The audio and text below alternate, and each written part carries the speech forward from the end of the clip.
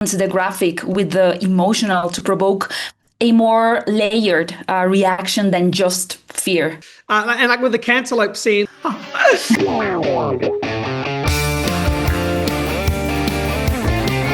This is their new sister and brother, Oliver. Oliver lost his family just like you guys.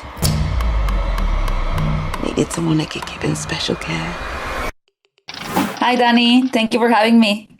Amazing. Thank you so much. I'm so excited that the film is getting released in Mexico. I just kept getting sent such amazing clips of people when Talk to Me came out, like parading around their hand, and like they really, really embraced it. So this being the country I've been the most excited to release it to. Oh, wow. I'm really glad to hear that. And actually, now that you mentioned like the reactions of the film and the past movie, I also posted a reaction saying that this was like the saddest movie people will see all year.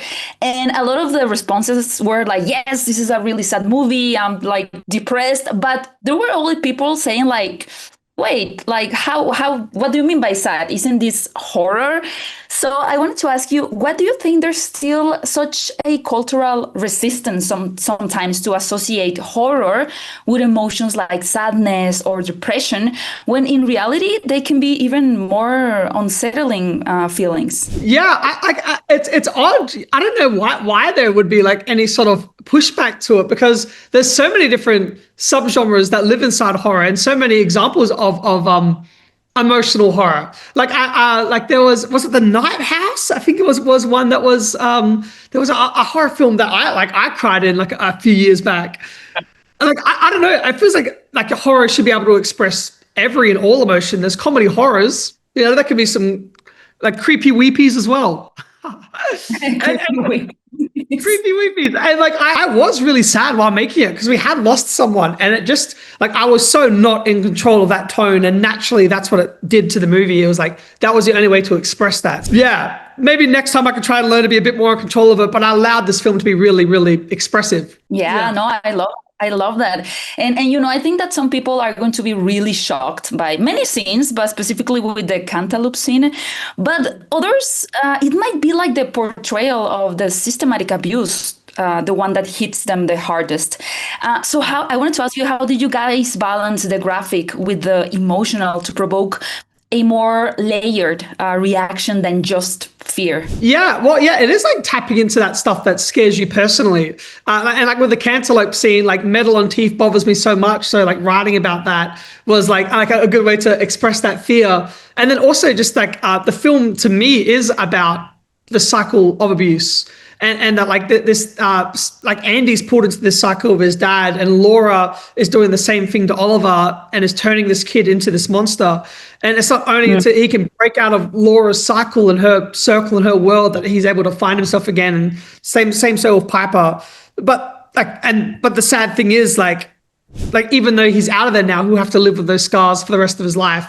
Like that is just frightening to me and so heartbreaking and terrifying, and like.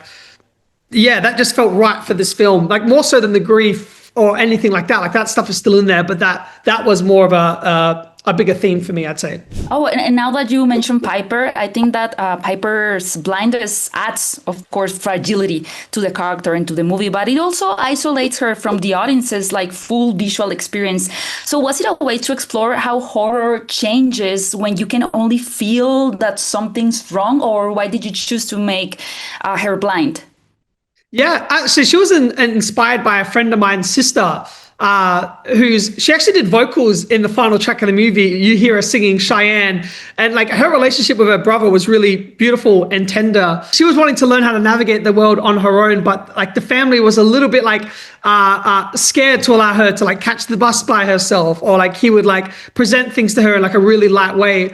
And like part of like Andy's journey, and like I think part of my friend's journey as well, was like allowing her to navigate the world on her own and know that there's the dark side of life as well as the light side of life, and it just helps her navigate the world more and be independent. So I think that's part of his arc and part of her. And then it was like really fun to try and find the visual language to portray that, like with these really shallow depths of field and really heightened soundscape.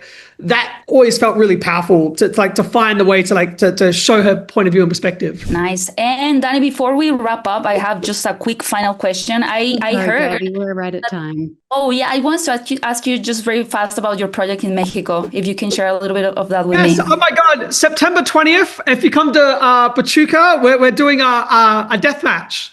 It's going to be incredible. There's a wrestler named Ciclope that my brother's wrestling. We're doing a documentary based on deathmatch wrestling, and we're following 2 Mexican wrestlers for that. Perfect. We'll be waiting for you guys here. Thank you so much.